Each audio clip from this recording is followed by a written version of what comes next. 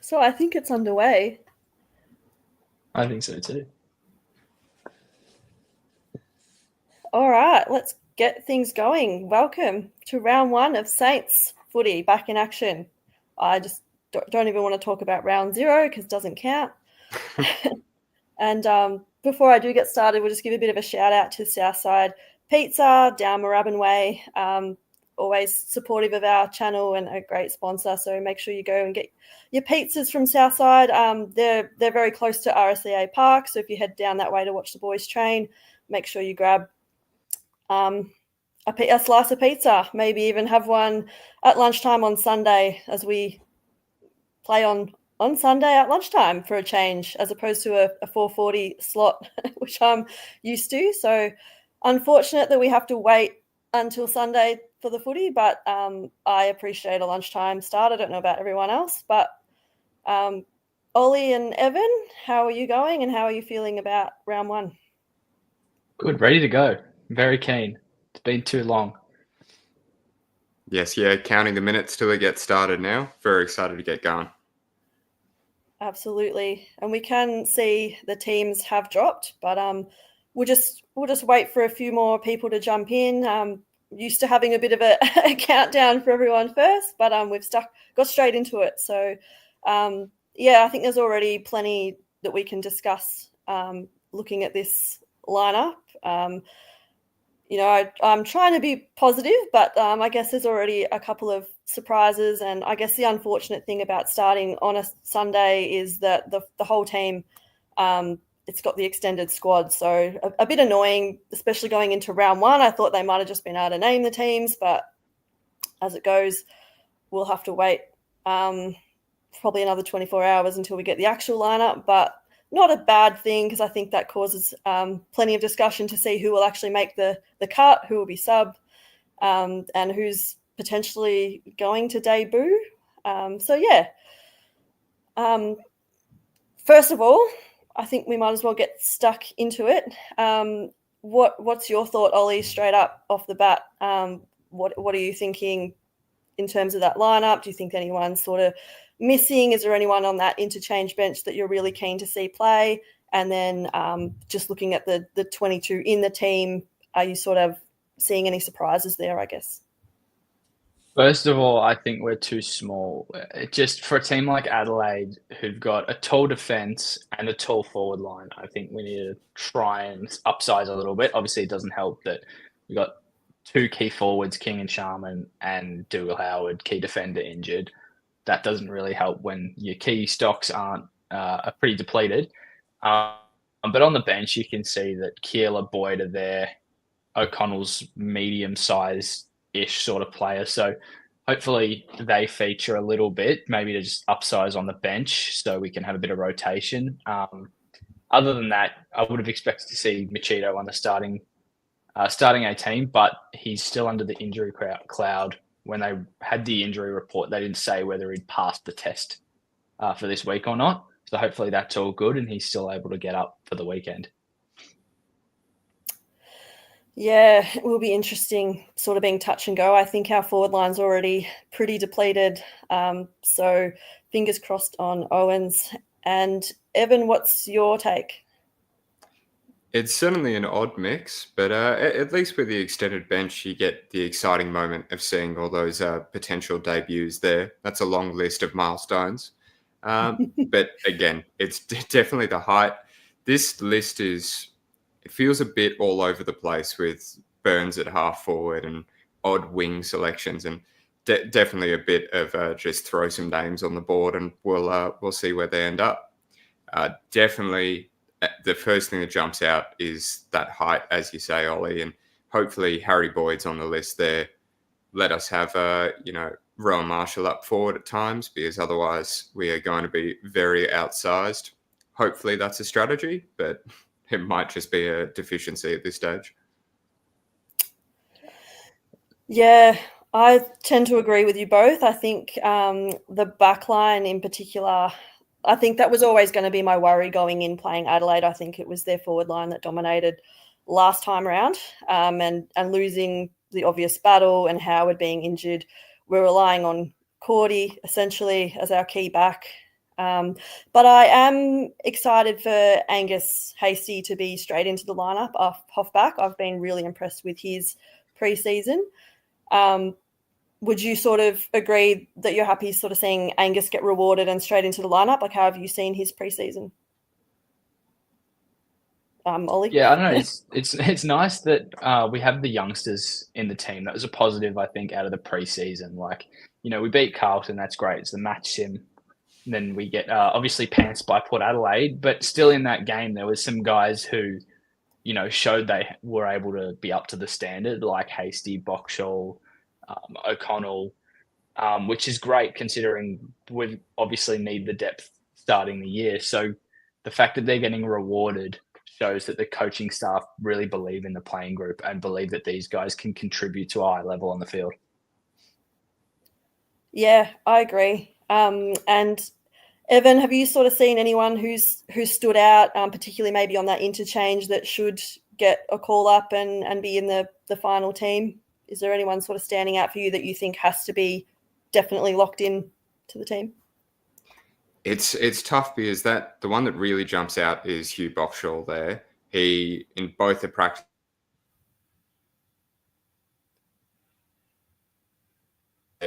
I don't know if he fits with the game so far this time, as far as the rest of our squad goes. So I think Ollie's just having a bit of trouble in that. But sorry, where did I drop out?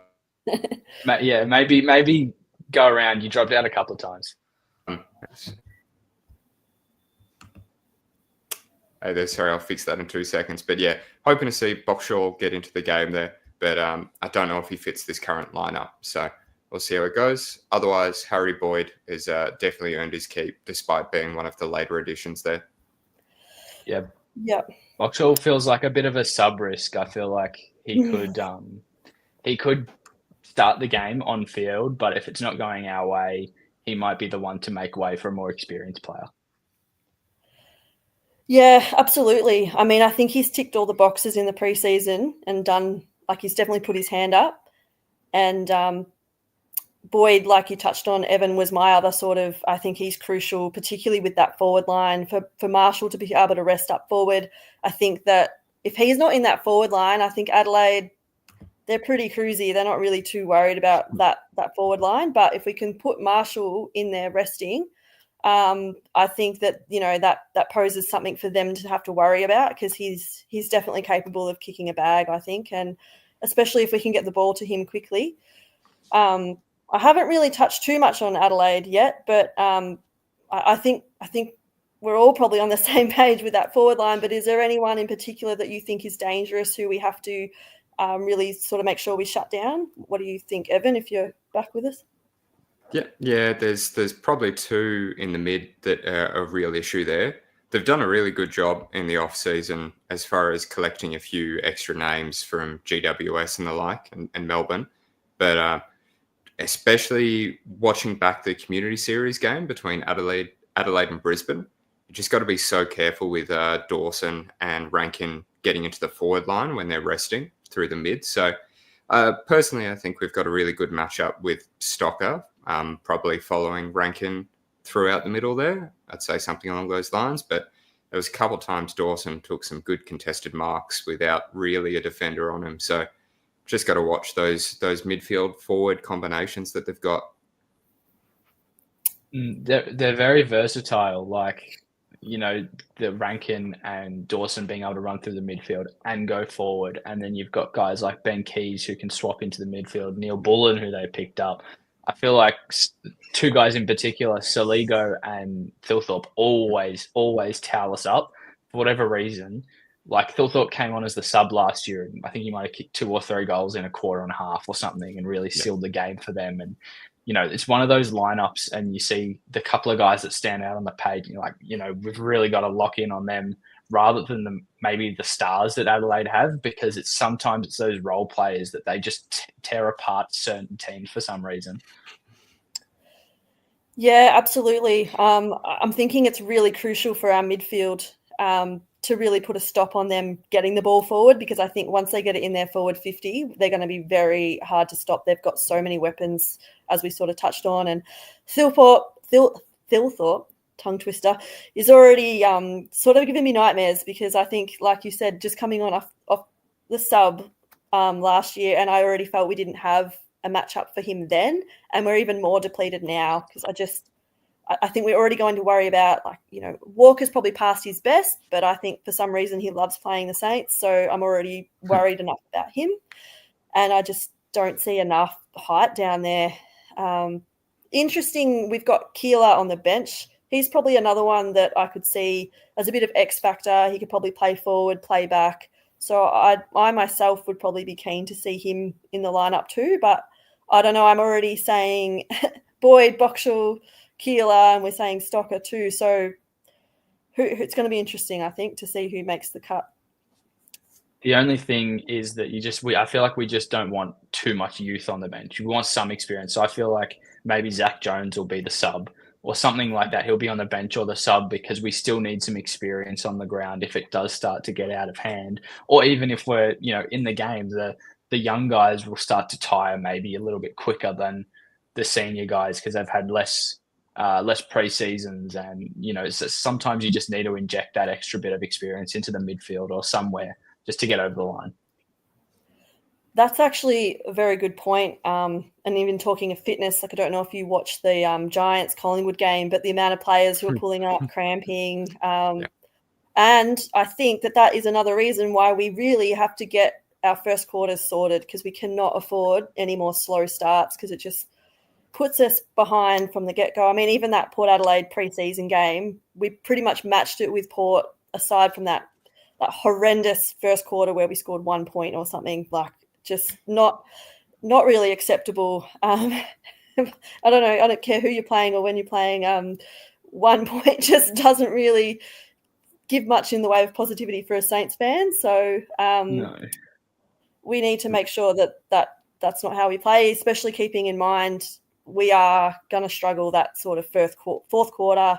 Round one, it's always a struggle with that match fitness sort of thing. So, really crucial. And I think Zach Jones might be back to being the super sub, because he seems to do that so well last year. Not that anyone probably loves being the sub, but I think he sort of played that to perfection.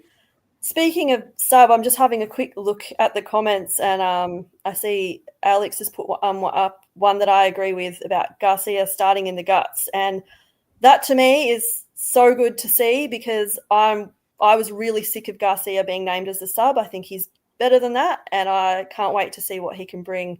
Would you agree with that, Evan?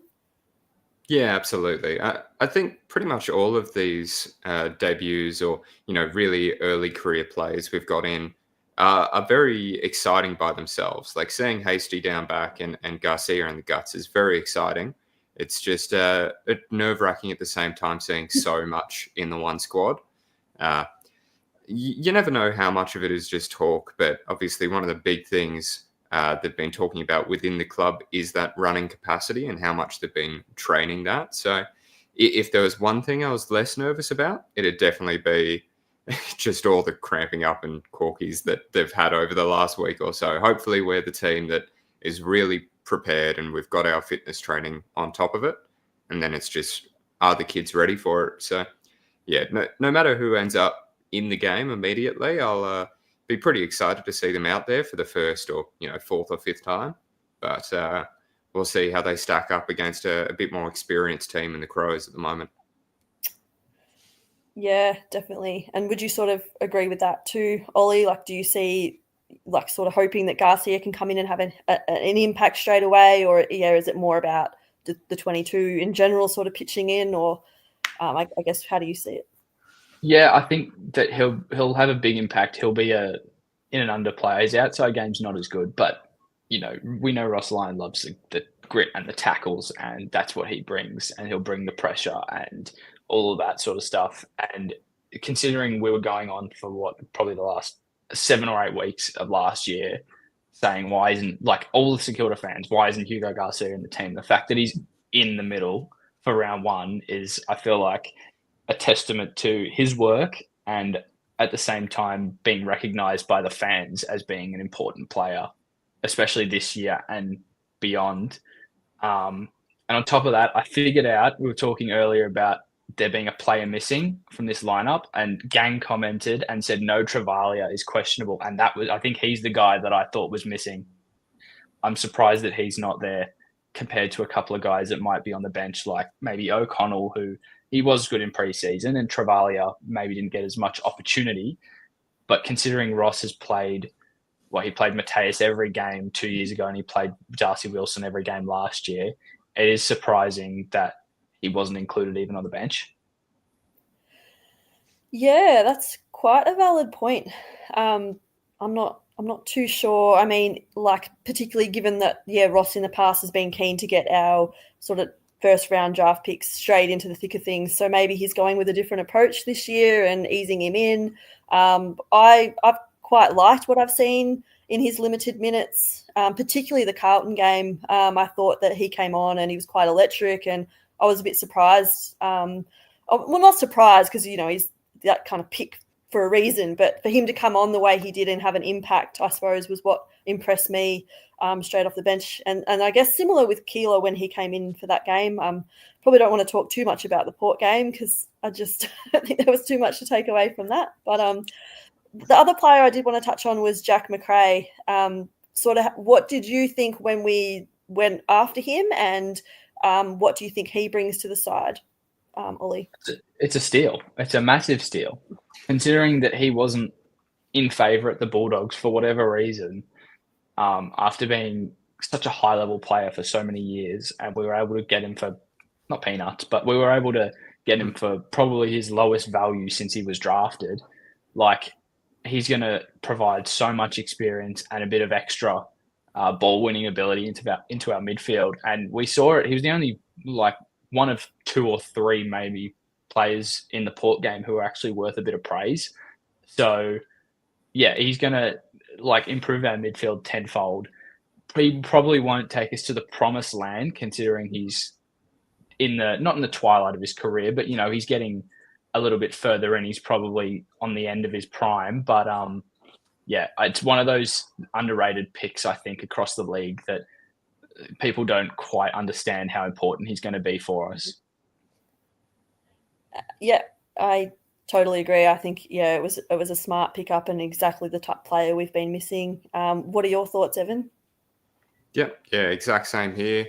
Both great for Steele as that sort of second in charge in the midfield there, and also great for the rest of the team outside of his own sort of performance there. The only thing I didn't love, and it's more behind the scenes, is us letting go just, a warrior like Seb Ross, picking up Macrae and then giving him his number sort of thing. This is, it was just that last little kicker where I was like, oh, that feels a little bit rude, but that is completely behind the scenes, not anything on the actual footy pitch there. But yes, I'm still very excited to see him play in the red, white and black on the ground there. Yeah, bit of a kick in the teeth for Seb. Yeah. Footy can be a bit brutal, I guess, like that. But yeah, I guess it is what it is. We sort of touched on the sub briefly, but out of that sort of interchange, if you could pick who you would like to see as sub, is it Zach Jones? Is there a particular player you think, week in, week out? Should it be someone different? I think we touched on last year that we don't like it to be a debutant. Do you sort of agree that it should be someone like a Zach Jones with that experience, or what's your opinion with a debutant being a sub? Maybe even for an interstate game where it's just getting a taste of it and maybe taking the pressure off a little bit. How do you sort of see the sub rule, and how can we sort of take advantage of it, I guess, in the best way possible? Ollie? I feel like I agree that the debut player probably shouldn't start as a sub. I don't mind them getting subbed off, but get him in the middle, not in the middle, but on the ground to start the game potentially, or inject him a couple of minutes in, have a run around. If it's not going well, great. We've got someone more experienced, ideally, as the sub.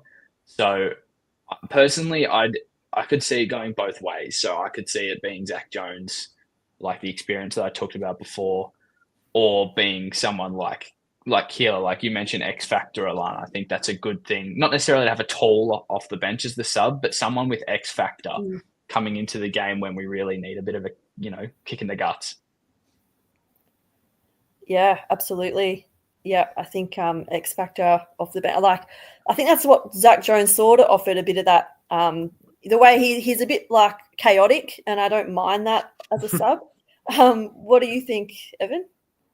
Yeah, absolutely. I think it's such a headspace thing with the sub role there. A lot of the players talk about that when they're, talking about getting rid of the sub rule altogether, is just how difficult it is to be sitting there waiting for your go or preparing for the game, not knowing if you're actually going to get a run of it. I think some of the best sub play from last year was Luke Bruce and Gunston for the Hawks, who their last 20 games of their 350 game careers have been subs, which is kind of crazy. But if you can be in that right headspace, prepared to go, have the professionalism to be ready, which hopefully Zach Jones has. Hopefully he's got sort of that right head on his shoulders to be sent out there in the third quarter and just be told to go ham and hopefully not do a knee. That's probably better case scenario than having Keeler sit there on the side the whole time. Yeah, absolutely. I think what you touch on is quite important, because I think it's a little bit underrated, like the player who does come in as sub. Because I mean, I'm no expert with playing sport so much, but back in my childhood days, even coming in off a bench playing basketball or whatever, sometimes it was really hard to get in the game and get like the momentum. And I think it can be quite challenging for players to be able to do that. And I think that's why I dislike the sub rule so much. Because, it's already hard enough, and then coming in and trying to get the pace and feel of the game, but we're stuck with the sub, so that's how we go. But I was just going to get through some more comments. I noticed Jack mentioned here about Windhanger getting stuck on a Dawson tag. What do you sort of see, Evan, with Windhanger and his role this year? Do you think he will purely sort of be that tagger again? Do you think he will play on someone like a Dawson this round? What do you sort of see Windhanger bringing to the team this year and round one, I suppose, in particular? It's definitely where he's proven himself to be best in many ways. I think he's been playing off half forward, I think, a little bit over the preseason, and I really don't think it suited him. I think in the Port game, he had something like 36% disposal efficiency off 11 touches, which is just not what you're looking for there. So I think that tagging or cooling role is where he suits best. But my only concern is how much can we play the game just trying to shut down what they're trying to do. They've got a good squad, but we've got to be careful. We're not just talking about, how do we shut down Thilthorpe? How do we shut down Rankin and Dawson? Got to bring a little bit of fire of our own in some ways. But if you're going to do it at all, Windhager, Stocker, they're the ones to go. Yeah, that's probably fair enough. I probably agree with that pretty much. I mean, half of me was hoping he'd outgrown the tagging role by now, but that it kind of is what it is. What do you think, Ollie? Yeah, like you say, I feel like at some stage in his career, he's gonna, if it's going to continue, especially at St Kilda, that he'll have to grow out of a tagging role, because all midfielders that start as taggers, or most of the time, they start as taggers and then they grow into players who are, competent midfielders and can run through the midfield without just having a role focused on one player in particular. I think Hugo could also do a tagging role as well as Stocker, which we've seen already. I hope, I don't know, the wing doesn't seem right for Windy, personally. I don't know. I feel like if he's going to be in the team, he's a midfielder and he runs through the midfield and he tackles, and that's his game, rather than being more of an outside player. So, yeah, I don't know. I feel like he might struggle if he's given either like a half-forward role, like you said, Evan, in the practice match, or if he just doesn't get the opportunity even to run as relief through the midfield for other players to give them a rest. I feel like he'll be one of those players that we'll end up seeing as replaceable in a lineup if he can't quite find his spot, if he's, a sort of utility player that doesn't really have a place. A bit like Ben Patton was last year. He kind of went back, played defensive forward, and, now he's at Sydney. So, yeah, I hope that's not Windy's fate. Yeah, I think it will be interesting, especially with the likes of like Wilson. Hopefully he can continue on from last year. But I don't know. I've sort of felt like he's just cruised along a little bit in the preseason. I'm not sure what your guys' take is on Wilson. I mean, it's really hard with a preseason. Like, I think Steele's sort of the perfect example. I think he sort of just gets through the games, and I don't know if Wilson's like a bit the same. Like, he's an absolute running machine. I've been down to training a couple of times, and he's on another planet. Like, he's just crazy. His fitness and running capability. But I'm kind of hoping he finds like momentum off last year, I guess, and really builds and is a consistent, constant 22 player. Whether it's off a wing or more midfield time this year. Evan, where do you sort of see Wilson's role this year? Yeah, I'm really excited about him. I think one of the things we've been missing a lot is getting goals out of the midfield there. So we've clearly done a bit of work to try and fix that. Obviously, McRae's known to kick goals even from that midfield position. Max Hall was brought in for that reason.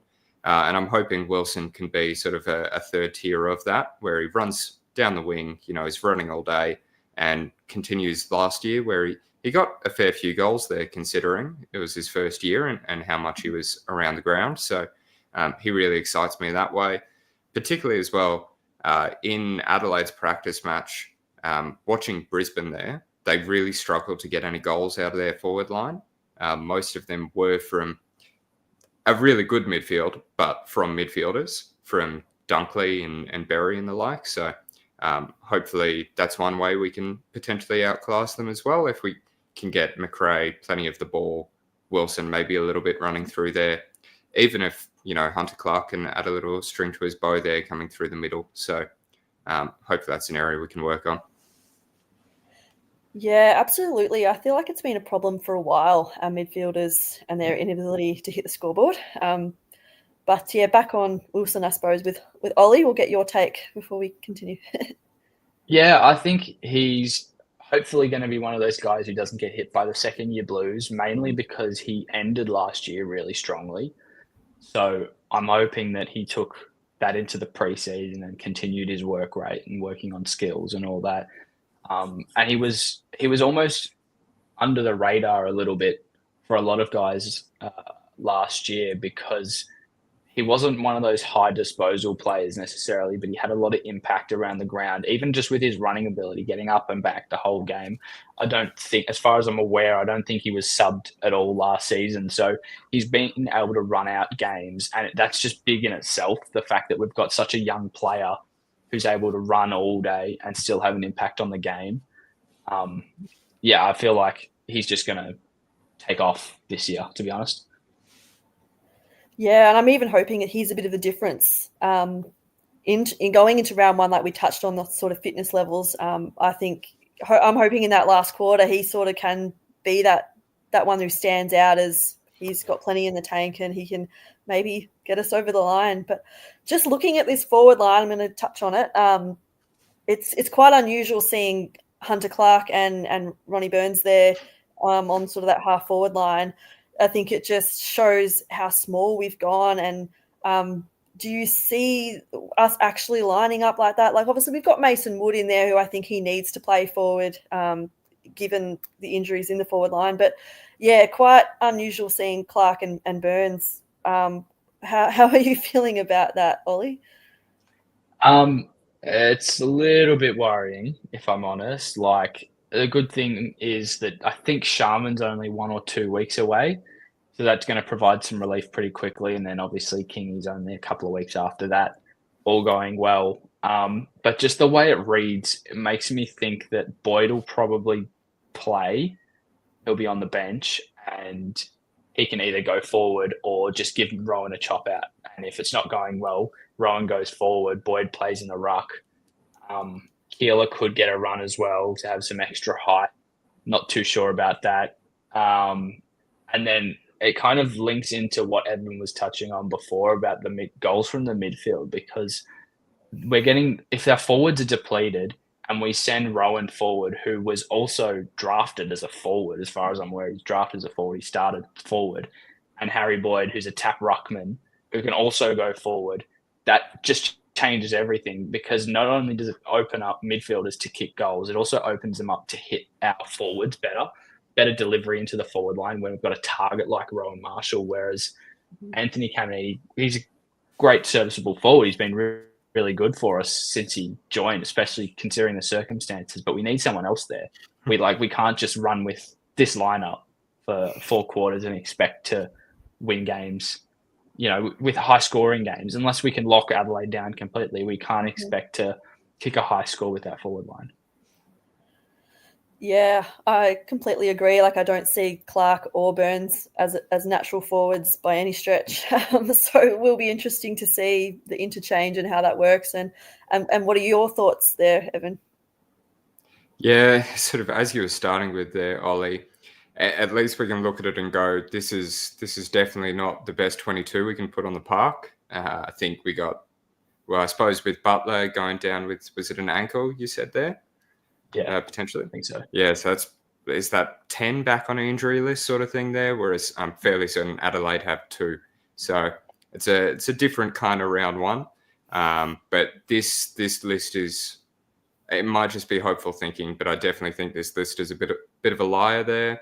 I think it'll look very different once we've got presumably Harry Boyd in the middle there, Rowan resting up forward. Who else? It's really just waiting on Mitch Owens and that shoulder injury, I'd imagine.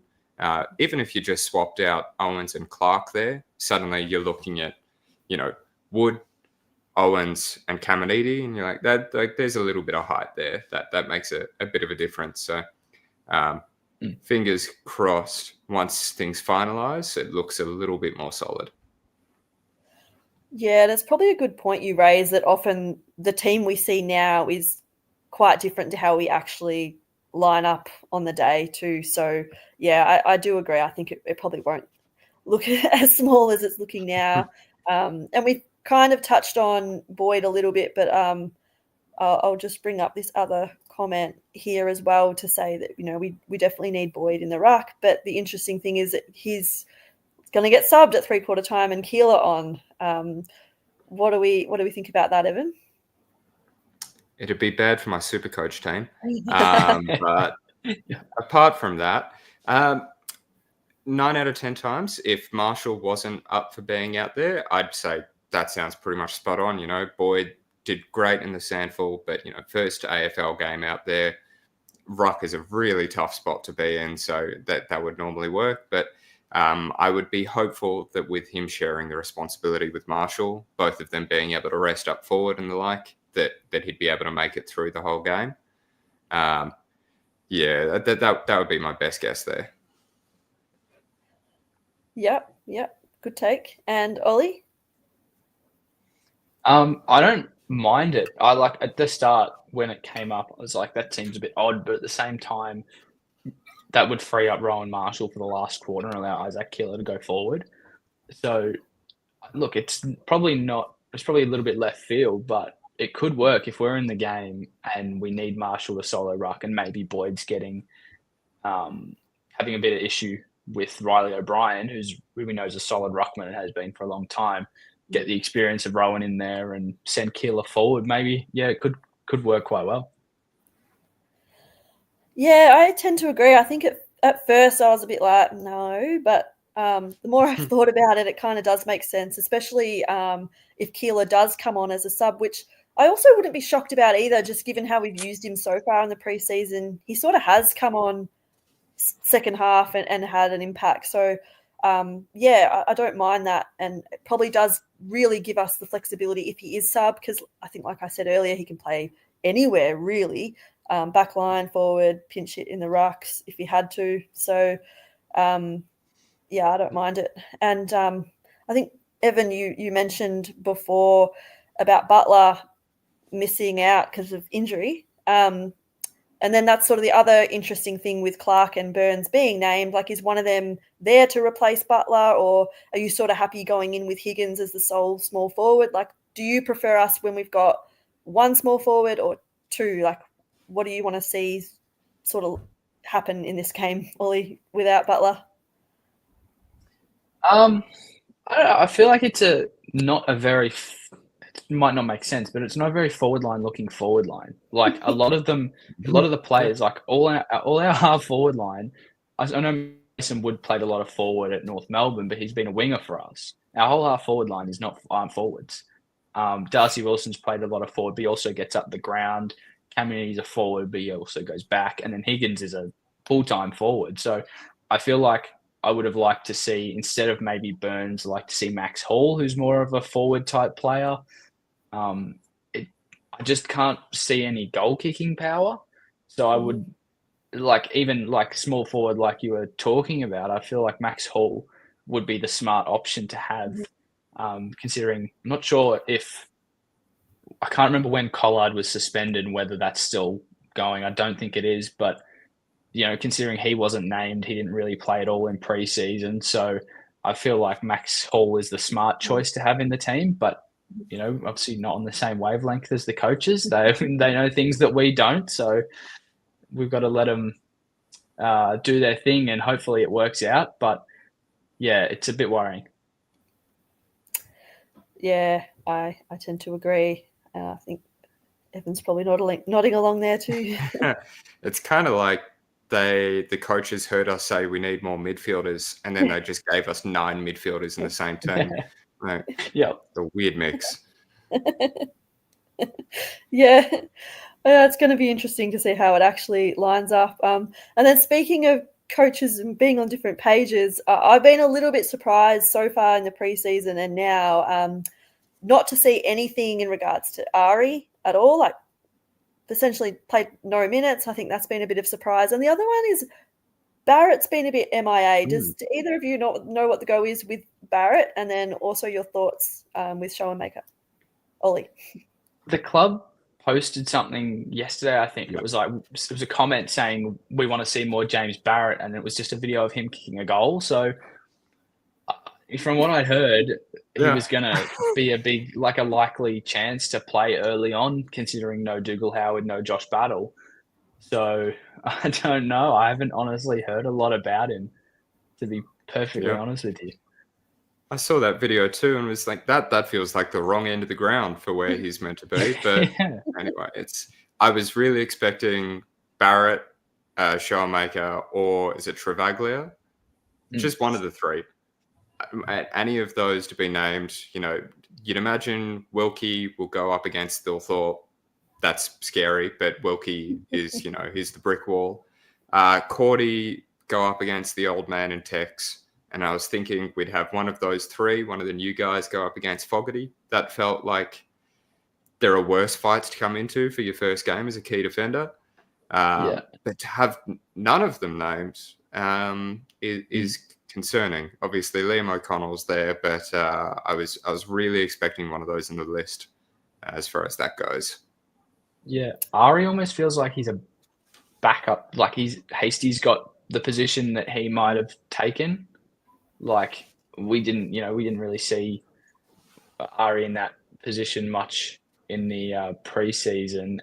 And I feel like he gives more height and more strength to the defense. He's not necessarily a defender. He's more of an attacking player, but just having a bit of height and presence helps out. So whether that ends up being O'Connell, I don't know. But yeah, it's a little bit odd. Yeah, I don't know. I don't know what's going on with Ari in particular. And you're probably right. Hasty has sort of been a bit of a surprise for me. Like, I really liked how he's gone about it. So maybe he's just jumped ahead of Ari, which is not a bad thing. Competition for spots is always healthy. So, yeah, I mean, I'm really looking forward to seeing how Hasty goes. But I was also looking forward to seeing Ari a bit more. But it's only round one. Yeah, I guess we'll see. It's got to be balanced, I suppose, with some of the youth. But I was slightly concerned when I saw it's a really tough situation because when I saw Sinclair, Marshall, and Mitchie would be probably good to go for this game, I thought, well, you're never not going to put them in the team if they're ready to be there. But coming off such a disrupted preseason, interstate travel, they were kind of the ones that I was expecting to leave way a little bit. And then maybe Hasty comes in for Sinclair and Showmaker comes in as that third tall. And maybe that just works as a unit a little bit better. But again, you have to be leaving out all Australian quality players there. And that is not something you ever want to be doing. So perhaps it's a bit of timing there and just some of the names getting presence over team cohesion in a way. Exactly. You'd hope they wouldn't play underdone. Yeah. And get re-injured. Yeah, exactly. Make it worse. Yeah, it's a good point you raised about Sinclair, actually, because I was almost wondering if he was going to be named. And it's almost like deja vu with how he started last year. Like he had that injury at the start of the year, sort of took his time getting into it. I mean, my expectations are high, like he's Jack Sinclair, but I'm hoping he can come in and just be ready to go. And yeah, he's not sort of coming in because we have to, but that he is 100% fit. And I guess you could say the same about Marshall. There is that sort of worry that they're coming in a little bit underdone. But we do have it's not a huge injury list, but at the same time, it's not a favourable one either. And I think it's just hit key parts of the ground that we just didn't need. Like Howard, for one, we already lost battle. But maybe it provides opportunity. Like last year, our forward line was really depleted and we still managed to do okay. So maybe the same thing could happen with the back line and I don't know, a Hasty will really surprise us. Different sort of style, but I think, we can rely pretty well on Naz to do his thing. I did think his game against Port was a little bit strange in a way. He sort of did a bit too much at times. But hopefully he can just get back. I mean, I love how he plays, but sometimes he just needs a bit of a balance between trying to be the superstar and just trying to hit a target. But hopefully we see that come out of his game. Did you sort of think that a little bit too, or Evan? Yeah, I love Naz, but I think he does two things better than nearly everyone in the comp, but he can't do them at the same time. He can hit a forward on the lead through 3 players like there's no one there, and he can step around 5 players like there's no one there. But he keeps trying to do both and ends up turning it over. So he's getting it on the half back line, stepping through a couple of players, and we go, wow, that's incredible. And turns it over. So hopefully he can. I don't know if it's settled down because he is so exciting, but hopefully he can just sort of merge those 2 skills a little bit better as he goes into his 4th year. I want to say 4th, 5th, something like that. I'm blanking. I think 4th. Yeah, I think you're right on the 4th. Maybe someone can confirm. Yeah, it was almost like he was trying to get us back in the game a little bit. Like he was just biting off a little too much to try and get a bit of energy and a little bit of, I don't know, even just a little bit of excitement into the game, because it was quite, sad to watch in the first quarter. So he was trying to get a little bit extra. So hopefully that's all it was, and he wasn't just trying to do too much with his game, because if he's overthinking his game, then that's going to affect his confidence. And hopefully we want to see him try and bite off those kicks still, but he needs to have the confidence to keep doing it. So hopefully the boys get around him and sort of make sure that when he does turn it over like that he's not getting too down on himself. It's all right, you go next one. He's taking most of the kick-ins as well. Well, hopefully I want him to take most of the kick-ins, so because he can almost kick it to the back pocket, get it back on the run, and then launch it again. So if he's doing things like that, I feel like he'll be all right. And if he turns it over a couple of times, it's something we sort of deal with, rather than maybe someone like Bonner last year who seemed to turn it over almost every time. But he's not there anymore. So it's the past. Yeah. You do have to take the good with the bad with Naz a little bit, I think, because when he's at his best, he's awesome, and obviously we're all hoping he sticks around. That goes without saying. But before we start wrapping up, Evan, what do you think are like the crucial things for us to win this game? Like, what do you think, if we do this, we've got a really good chance of getting the 4 points? Like, what would be your key 1 or 2 things, I guess? Probably using that speed and contest as much as we can. As much as we're saying it's clearly a small squad, depending on how that bench goes. We've got some really good in and under players with, Garcia there and Windy, Clark, Steele, McRae. So if we can use that bounce back, try and intercept it off halfback and really move it quickly, perhaps we can outpace some of their bigs there, particularly because their backline's going to be taller than our small. So maybe we can use that to our advantage and, just run them off their feet to a certain degree. Yeah, absolutely. And Ollie, what's your take? I tend to agree with Evan. Like we're talking a lot about how small we are, but we're not talking about how tall we are, how tall they are. Sorry. Yeah. So if we can, come up with a game style for this game in particular, where we can, maybe I think it starts in the midfield. Like if we get a clearance, don't bomb it. Just look for a shorter option or lower your eyes a little bit. And I know we've harped on about that in the last couple of years, especially with Max King in the team, but they're such a tall defense and a tall forward line that if we can keep it moving, we can get through their zone or however they decide to defend. So I think that starts in the midfield with, if we let them get the ball into their forward line, I think we're going to struggle. If they get a lot more inside 50s than we do, I think that we're going to struggle to score high at all. So I think we need to nullify their midfield and play the game at either end rather than them dominating the game through the midfield. Because if they get delivery through, Dawson, Saligo, Rankin, all those guys, if they're just delivering it to their forwards, we're not going to stand a chance. So if we can somewhat nullify the midfield's impact, I think we'll be all right. Yeah, absolutely. I think we definitely have to play to our strengths and not worry so much about our opposition. And that's our attacking footy. And then my other thing would just be, we can't afford any more slow starts. Like if we can keep to within 10 points at quarter time, I think that's a tick for me. And just need to continue on from there, because I think our second halves I don't have a problem with, but it's just these first quarter, like, does the team realise we're out there playing? It's so frustrating. I did just want to bring up one more comment before we maybe talk about our prediction margin-wise. This one's from Brett, and it's quite interesting. These comments are coming up quite big on the screen, so sorry, Evan. But Not just Sinks and Naz further up the ground, Hammer down back, and Keeler full forward.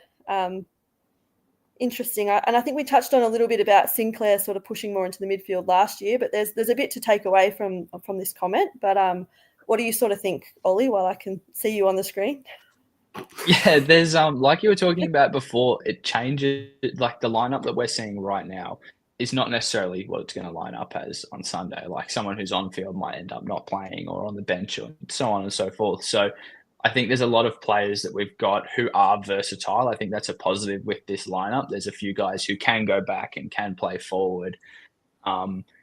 So any sort of combination that leaves us reasonably even, like height-wise, so we're not too small at one end and too big at the other end or something like that. I think as long as we're reasonably even height-wise, I think that'll help us a lot. Yeah, that's fair enough. And I guess Hammer is that sort of versatile player. Like we did see him play down back a little bit last year. And I don't mind having these kind of players in the team who have that ability to do that. So, yeah, I would sort of agree that it gives us good flexibility. And I know people sort of say Sinclair, he's A grade in the back line, so why put him forward? But I mean, on the midfield. But I don't mind it, but I wouldn't start with it. Like, I think it's nice to throw him in there if we're sort of struggling or just, mix it up a little bit. But yeah, I'd probably stick with him in the back line, see how we're going. But what do you think, Evan, if you can remember the comment? Yes, yeah. So as far as the moving Caminiti down back and the like, I think the only thing we'd have to be concerned with is we've got the potential for like sort of 6 debutants there pretty much, and a number under 10 games, and you still want to have players playing the role they're comfortable in and the system they're comfortable with, which we don't have much of the opportunity for, but still, keeping it simple as much as you can be beneficial there. And then the other piece on Sinks and Naz, I think it was one of the points that Joey mentioned all throughout the year was that the false idea that scoring from moving the ball from one end of the ground to the other was our issue.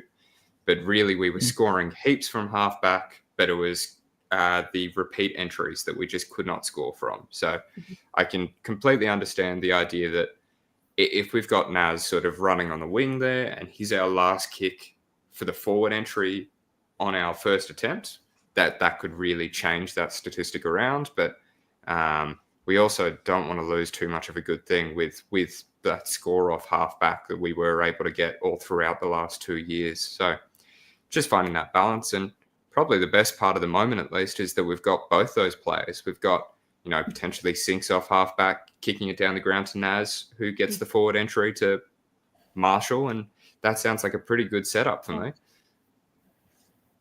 Yeah, I think that's definitely our weapon, and it kind of makes me drool a little bit when you say that.